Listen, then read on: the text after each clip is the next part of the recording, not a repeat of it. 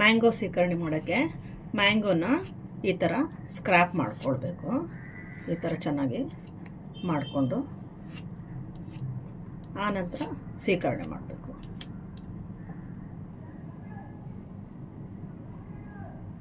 ಇದು ರತ್ನಗಿರಿ ಅಲ್ಫೆನ್ಸು.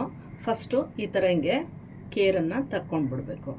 ಕೇರ್ ತೆಗ್ದಾದ ನಂತರ ಸ್ಕ್ರ್ಯಾಪರ್ ತೊಗೊಂಡು ಈ ಥರ ಸಿಪ್ಪೆಯನ್ನು ಎರ್ಕೊಳ್ಬೇಕು. ಇದು ಈಗ ಆಮ್ರಸ್ಸು ಅಥವಾ ಸೀಕರಣೆ ಅಂತ ಹೇಳ್ತೀವಲ್ಲ, ಅದನ್ನು ಹೇಗೆ ಮಾಡೋದು ಅಂತ ನೋಡೋಣ ಬನ್ನಿ.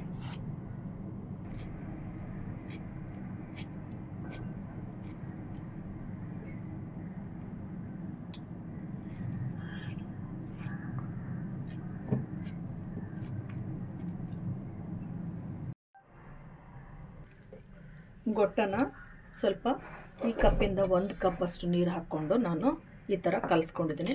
ಈಗ ಇದು ಕಟ್ ಮಾಡಿರ್ತಕ್ಕಂಥ ಪೀಸು ಅದನ್ನು ಹಾಕ್ಕೊಳ್ತಾ ಇದ್ದೀನಿ.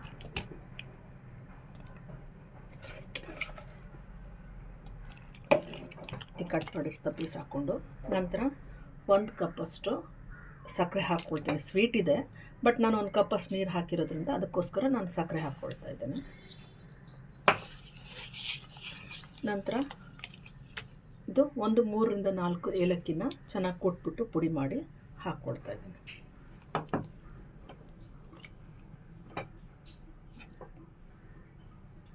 ಸೀಕರಣೆ ಅಥವಾ ಆಮ್ರಸ್ ಅಂತ ಹೇಳ್ತಾರೆ, ಅದು ರೆಡಿಯಾಗಿದೆ.